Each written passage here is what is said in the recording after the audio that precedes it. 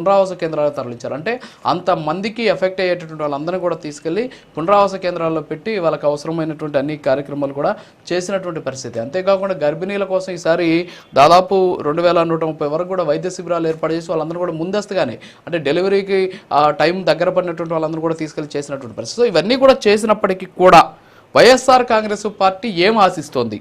ఇందాక మస్తనరావు గారు చెప్పినట్టు ఏదైనా సమన్వయ లోపం ఉందా అంటే వైఎస్ఆర్ సోషల్ మీడియా టీంకి అలాగే వైఎస్ఆర్ కాంగ్రెస్ పార్టీకి ఏమైనా మధ్య గ్యాప్ ఉందా, లేకపోతే వాళ్ళ మధ్య ఏమైనా సమన్వయ లోపం ఉందా? వీళ్ళేమో క్షేత్రస్థాయిలో చాలామంది పనిచేస్తున్నారు వైఎస్ఆర్ కాంగ్రెస్ పార్టీ నాయకులు, కానీ సోషల్ మీడియా అందుకు విరుద్ధంగా పనిచేస్తూ ఉన్నటువంటి పరిస్థితి. ఏమంటారు సార్? ముందుగా రాజు గారు మీకు, ప్రైమ్ 9 ప్రేక్షకులకి అలాగే తోటి ప్యానల్ సభ్యులకి శుభోదయం సార్. సార్, కూటమి ప్రభుత్వం అయితే మా అధ్యక్షుడు శ్రీ పవన్ కళ్యాణ్ గారు, ఆంధ్రప్రదేశ్ రాష్ట్ర ఉప ముఖ్యమంత్రి గారు, అలాగే మా సివిల్ సప్లైస్ మినిస్టర్ అందరూ కూడా కానీ ముఖ్యమంత్రి గారు అందరూ కూడా క్షేత్రస్థాయిలో పర్యటించి ఎప్పుడైతే డిఎంఏ నుంచి ఏదైతే ఇన్స్ట్రక్షన్స్ ఉన్నాయో వాటన్నిటినీ ఎప్పటికప్పుడు కలెక్టర్లతో అవుతేనేమి, గ్రామ సచివాలయ సిబ్బంది అవుతేనేమి, లేదా విఆర్ వాళ్ళ రెవెన్యూ వాళ్ళతోనేమి ప్రతి ఒక్కరితో కోఆర్డినేషన్, అంటే ఒకటి వస్తుందని ఇన్స్ట్రక్షన్ వస్తే దానికి తగ్గట్టుగా ప్లాన్ ఆఫ్ యాక్షన్ చేసుకొని ప్లాన్ ఆఫ్ యాక్షన్ ఎగ్జిక్యూట్ చేస్తూ వస్తుంది ఈ కూటమి ప్రభుత్వం. సార్, మీకందరికి కూడా తెలుసు 2022లో ఇదే విధంగా ఫ్లడ్స్ వచ్చాయి, నివర్ తుఫాన్ అనేసి మనకు వచ్చింది. ఆ నివర్ తుఫాన్ లో అసలు వైసీపీ నాయకులు తెలుసుకోవాల్సింది ఏంటంటే వాళ్ళకు ఈ విపత్తులు వచ్చినప్పుడు ఎలాంటి శాఖలు ఉంటాయి, వాటి శాఖల యొక్క ఉపయోగం ఏంటి, వాటిని ఎప్పుడు ఎందుకు ఉపయోగించారు. సే సపోజ్ ఒక ఎన్డీఆర్ఎఫ్, ఎస్డిఆర్ఎఫ్ ఉంది సార్, లేదా డిఎంఏ ఉంది, ఈ యొక్క డిజాస్టర్ మేనేజ్మెంట్ అథారిటీ ఉంది. డిజాస్టర్ మేనేజ్మెంట్ అథారిటీ వచ్చే ఇన్స్ట్రక్షన్ తీసుకొని ఎన్డీఆర్ఎఫ్ ని, ఎస్డిఆర్ఎఫ్ ని ఏ ప్రాంతాలు లోతట్టు ప్రాంతాలు ఉన్నాయి, ఏ జిల్లాలో ఏ ప్రాంతాలు లోతట్టు ప్రాంతాలు, ఎక్కడ ఈ యొక్క చెక్ డ్యామ్స్ ఉన్నాయి, ఎక్కడ లోతట్టు ప్రాంతాలు ఉన్నాయి. ఇప్పుడు మనం చంద్రగిరిలో తీసుకున్నట్టు స్వర్ణముఖి నది పరివాహక ప్రాంతం. సో ఈ విధంగా వీళ్ళకి ఎటువంటి అవేర్నెస్ ఉండదు. కాబట్టి వాళ్ళు ఏంటంటే వాళ్ళకు తెలిసినా తెలియకుండా వాళ్ళకి తెలిసింది ఒకటే, ఒక గుడ్డిగా కూటమి ప్రభుత్వం మీద ఏదో ఒకటి బురద వేయడం, దాన్ని ఎత్తుకొని సోషల్ మీడియా తిప్పడం. వీళ్ళు తెలుసుకోవాల్సింది ఏంటంటే సోషల్ మీడియా అనేది ఓన్లీ జనసేనకే 100% ఉంటుంది, మిగతా ఏ పార్టీలకు కానీ సోషల్ మీడియా ఎఫెక్ట్ ఉండదు. ఎందుకంటే రిమైనింగ్ సోషల్ మీడియా ఏ పార్టీ తీసుకున్నా సరే అందరూ 50% ఫేక్, 50% జెన్యున్ ఉంటుంది. మరియు వైసీపీ దాన్ని తీసుకుని అనుకో ఓన్లీ 10% జెన్యున్ ఉంటుంది, 90% ఫేక్ ఉంటుంది. ఇది వైసీపీ ప్రభుత్వం, వైసీపీ నాయకులు కానీ వైసీపీ ప్రభుత్వం వేసింది కూడా ఇదే. ఎందుకంటే ఆ రోజు 2022లో నివర్ తుఫాన్ వస్తే వీళ్ళకి ఎక్కడెక్కడ ఏముంటాయో తెలియదు. ఒక ఎన్డీఆర్ఎఫ్ని ఎలా తీసుకురావాలి, లేదా ఇలాంటి తుఫాన్లు వచ్చినప్పుడు పునరావాస కేంద్రాలు ఎలా ఏర్పాటు చేయాలి, వాటి కలెక్టర్ సేదపో మన తిరుపతి జిల్లా, చిత్తూరు జిల్లా తీసుకున్నాం, ఉమ్మడి చిత్తూరు జిల్లా తీసుకున్నా, తిరుపతి జిల్లా తీసుకున్నా, మనకి 26వ తారీఖు నుంచి ఈ యొక్క మెంతా తుఫాన్ ఉన్నదంటే 24వ తారీఖు నుంచే కలెక్టర్ వెంకటేశ్వరరావు గారు అవుతేనేమి, ఆర్డీఓ రామ్మోహన్ గారు ఇద్దరు కూడా కానీ కంట్రోల్ రూమ్ ఏర్పాటు చేసింది. దాంతోపాటు ఎక్కడైతే లోతట్టు ప్రాంతాలు స్వర్ణముఖి నది పరివాహక ప్రాంతం ఉందో వాళ్ళందరినీ ముందుగానే తీసుకొచ్చి పునరావాస కేంద్రాల్లో ఏర్పాటు చేసాం. వాళ్ళకి కావాల్సిన ఏవైతే కనీస అవసరం అంటే ఇన్ని చేసాం. కానీ గత ప్రభుత్వంలో కనీసం వీళ్ళు పునరావాస కేంద్రం కాదు కదా, జనాలు కొట్టుకోబోయి చనిపోతుంటే కూడా మీరు ఒక మంచి మాట అన్నారు సార్. ఏదైనా సరే విపత్తులు వచ్చినప్పుడు మొట్టమొదటి తీసుకోవాల్సిందంటే మనుషుల ప్రాణాలు కాపాడడం. అది ఈరోజు 100% దాదాపు 1,20,000 మంది పైచీలకు మన జనాభాని పునరావాస కేంద్రాలకు పంపించాం.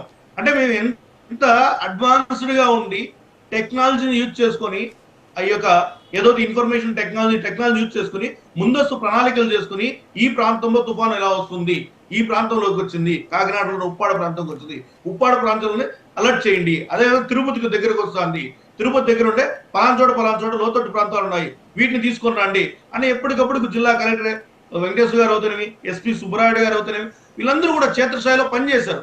వీళ్ళందరూ ఎలా పనిచేశారంటే కుటుంబ ప్రభుత్వ నాయకులు, మా అధ్యక్షులు పవన్ కళ్యాణ్, ఉప ముఖ్యమంత్రి పవన్ కళ్యాణ్ గారు, అదేవిధంగా ముఖ్యమంత్రి వర్యులందరూ కూడా కానీ ఎప్పటికప్పుడు ఇన్స్ట్రక్షన్ ఇస్తూ జిల్లా కలెక్టర్లతో అవుతేనేమి, ఆర్డీఓలతో అవుతేనేమి, రెవెన్యూ డిపార్ట్మెంట్ అవుతేనేమి, లేదా ఈ డిఎంఏ నుంచి వచ్చినటువంటి ఇన్స్ట్రక్షన్ అన్ని తీసుకొని ఫాలోఅప్ చేశాం. కాబట్టి ఈ రోజు ఆంధ్రప్రదేశ్ రాష్ట్రం అనేది చాలా ఈ యొక్క విపత్తుల నుంచి కాపాడగలిగాం. చాలా మంది కొన్ని కోట్ల జనాభా, కొన్ని లక్షల మంది జనాభా ప్రాణాలను కాపాడడం జరిగింది. అలాగే ఆస్తి నష్టం, ప్రాణ నష్టం కాకుండా మాక్సిమం లెవెల్ ఎక్కడైతే మనం చేయగలమో అదంతా కూడా చేసాం. కానీ when it comes to social మీడియాలో వైసీపీ వస్తే వాళ్ళ హ్యాండిల్లోనే చేస్తున్నారు. ఏమని పునరావాస కేంద్రాలు పట్టించుకొని కూడా ప్రభుత్వం ఉంటారు. కనీసం వీళ్ళు పునరావాస కేంద్రం అంటే తెలిస్తే కదా వీళ్ళకు ఎందుకు ఏ బేస్ లో ఇన్వాల్వ్ చేస్తామని. అదే ఎన్డీఆర్ఎఫ్, ఎస్డీఆర్ఎఫ్ అని 2 సపరేట్ సెంట్రల్ గవర్నమెంట్ ఫోర్సెస్ ఉంటాయి. ఎప్పుడైతే తుఫాన్లు వరదలు వచ్చినప్పుడు జనాలు కొట్టుకోకుండా ఒక స్పెషల్ ఫోకస్ టీమ్ మీరు చూసుంటారు. ఈ యొక్క తుఫాన్ కన్నా ముందు కూడా కానీ చంద్రగిరి నియోజకవర్గంలో 4 విద్యార్థులు గల్లంతవుతే within span of 24 hours లో వాళ్ళందరినీ రికవర్ చేసి మళ్ళీ వాళ్ళ బాడీస్ ఇవ్వడం జరిగింది. ఇది తుఫాన్ల కన్నా ముందు మనకు వచ్చింది. అంటే మనం ఎంత ప్రొయాక్టివ్ గా పనిచేస్తున్నాం అన్నది ఒక చిన్న ఎగ్జాంపుల్ సార్ ఇది. సో ఇలా కూటమి ప్రభుత్వంలో ప్రతి ఒక్కటి కూడా కానీ ఏదైనా సరే వ్యవస్థను ఎలా ఉపయోగించుకోవాలి, ఏ వ్యవస్థ దేనికోసం ఉంది, ఏ వ్యవస్థను ఎప్పుడు ఉపయోగించుకోవాలని కూటమి ప్రభుత్వంలో నాయకులు కానీ ఈ యొక్క కూటమి ప్రభుత్వంలో పనిచేస్తున్న ప్రభుత్వ అధికారులు చాలా క్లారిటీ గుండి చేస్తున్నాం. మా అందరికి మంచి సఖ్యతతో సమన్వయంతో ముందుకు వెళ్తున్నాం కాబట్టి మంచి. ఓకే, ఇప్పుడు ఒకటి మనోహర్ గారు, నిన్న నేను సోషల్ మీడియాలో వైఎస్ఆర్ కాంగ్రెస్ పార్టీ సోషల్ మీడియాలో కొన్ని పోస్టులు చూస్తాయి. ఏంటి అంటే మన పిఠాపురంకి సంబంధించి అక్కడ ఓడిపోయినటువంటి వంగాగీత ప్రజల్లో ఉంటే గెలిచినటువంటి డిప్యూటీ సీఎం ఎక్కడున్నాడు అని చెప్పేసి చెబుతున్నారు. ఎందుకంటే ఆయన డిప్యూటీ సీఎంగా వీళ్ళు కొన్ని సందర్భాల్లో అంగీకరించరు, ఎందుకంటే అది రాజ్యాంగ పదవి కాదంటారు. కొన్ని సందర్భాల్లో ఆయన ఎమ్మెల్యే అంటారు. మరి ఎమ్మెల్యేగా పాల్గొనాల్సిన వాటిలో పాల్గొనకపోతే ఎమ్మెల్యేగా పాల్గొనలేదు. గతంలో జగన్మోహన్ రెడ్డి సీఎంగా ఉన్నప్పుడు కూడా ఒక 3-4 తుఫాన్లు వచ్చాయి, కొన్ని అంత తీవ్రత లేని తుఫాన్లు కాకపోయినప్పటికి కూడా. మరి ఆయన ముఖ్యమంత్రిగా ఉన్నారు, మరి నియోజకవర్గంలో ఓడిపోయినటువంటి వాళ్ళు అప్పట్లో పులివెందులో కూడా తిరిగారనమాట అప్పట్లో చాలామంది. మరి దానికి దీనికి భావసారూప్యత ఏంటి అసలు? అంటే ఆయన ఒక డిప్యూటీ సీఎం, ఒక మంత్రి. ఇందాక మనం వస్తారావు గారు చెప్పారు, వీళ్ళంతా అక్కడికి వెళ్తే ఫ్లోటింగ్ పెరుగుతుంది, జనాలు ఎక్కువ వస్తారు, దీనివల్ల సహాయ చర్యలకు ఇబ్బందులు పడతాయని చెప్పేసి ఆయన ముందు రోజే కూర్చొని అక్కడ ఉన్నటువంటి స్పెషల్ ఆఫీసర్స్ తోటి, అంటే పిఠాపురంకి సంబంధించినటువంటి స్పెషల్ ఆఫీసరు అలాగే అక్కడ ఉన్నటువంటి కలెక్టర్ తోటి ఆయన ఒక మీటింగ్ కూడా పెట్టారు. మీటింగ్ పెట్టి ఆ ఉప్పాడ తీర ప్రాంతాన్ని దాదాపుగా కూడా కాపాడే ప్రయత్నం చేసినటువంటి సిచ్యువేషన్ అక్కడ ఉన్నటువంటి వాళ్ళంతా కూడా చెప్తున్నారు. కానీ అసలు వంగాగీత చేసేసింది అసలు పవన్ కళ్యాణ్ ఏం పట్టించుకోలేదు, ఓడిపోయిన వాళ్ళు చేస్తున్నారు అని చెప్పేసి ప్రచారం చేస్తున్నారు. మరి మీ పార్టీ తరఫున ఏమంటారు మీరు? మామూలుగా ఏమంటే మేము అధికారం ఉన్నాం సార్, ఏ మాట మాట్లాడినా మా దగ్గర నుంచి మా నోట్లోంచి వచ్చే ఒకే ఒక మాట తిన్నా సరే దానికి ఒక నీతి నిజాయితీ నిబద్ధత ఉండాలి. ఎందుకంటే మేము అధికారంలో ఉన్నాం కాబట్టి మేము చేసే పనులు అవుతున్నవి, మేము నోట్లోంచి వచ్చే ప్రతి మాట కూడా చాలా వాల్యుబుల్. వాళ్ళలాగా వంగా గీత వచ్చింది ఎన్న 4 ఉంటే ఒక 2 నిమిషాలు పెయిడ్ ఆర్టిస్ట్ లాగా చేసుకుని వెళ్ళిపోయాను కాదు. మా అధ్యక్షులు శ్రీ పవన్ కళ్యాణ్ గారు 29వ తారీఖు నుంచి ఫ్లడ్ స్టార్ట్, 26వ తారీఖు నుంచి ఫ్లడ్ స్టార్ట్ అవుతాయంటే కాకినాడ ప్రాంతానికి స్పెషల్ గా గవర్నమెంట్ ఓఎస్ డైరెక్టర్ అయినటువంటి కృష్ణతేజ గారిని స్పెషల్ ఆఫీసర్ గా పంపించారు. ఎందుకంటే పవన్ కళ్యాణ్ గారు వస్తే అక్కడ జనాలందరూ గుమ్ముగూడతారు, సహాయం అందవలసిన వారికి అందదు అనే ఉద్దేశంతో ముందస్తు చర్యల్లో భాగంగా ఎస్పీ గారితోన, ఆ కాకినాడ కలెక్టర్ గారితోన, ప్లస్ అదే విధంగా స్పెషల్ ఆఫీసర్ ప్రతి జిల్లాకి స్పెషల్ ఆఫీసర్ పంపించారు సార్. దాంట్లో పవన్ కళ్యాణ్ గారు మరీ ఇంపార్టెన్స్ తీసుకొని కాకినాడకి ఎక్కడైతే వరద ప్రాంతం తీవ్రత తుఫాన్ ఎక్కువ ఉంటుందో ఆ ప్రాంతానికి స్పెషల్ గా ఆఫీసర్ పంపించారు. వీళ్ళందరూ సహాయ చర్యలు చేశారు కాబట్టి ఈ రోజు గవర్నమెంట్ అనేది చాలా సేఫ్ సైడ్ గా వైఎస్ఆర్సీపీ నాయకులు ఇళ్లలో కూర్చోబెట్టారు. ఎందుకంటే వాళ్ళు బయట వచ్చినా చేసేది ముందున్నా ఏం చేసేది. మీకు చిన్న ఎగ్జాంపుల్ లేదు, కొన్ని చోట్ల చేశారులే. ఇప్పుడు పెయిడ్ ఆర్టిస్టులు అనే పదాన్ని నేను అంగీకరించను, ఎందుకంటే కొన్ని ప్రాంతాల్లో వాళ్ళు చేశారు. ఎందుకంటే ఇప్పుడు ఉన్నటువంటి పరిస్థితుల్లో ఒక బాధితుడికి ఒక రక్షిత మంచినీరు వాటర్ బాటిల్ ఇచ్చినా సరే వాళ్ళకి మేలు చేసినట్టే. సో కాబట్టి ఎంతవరకు చేశారని పక్కన పెడితే సాయం అయితే జరిగింది వైఎస్ఆర్ కాంగ్రెస్ పార్టీ తరఫున.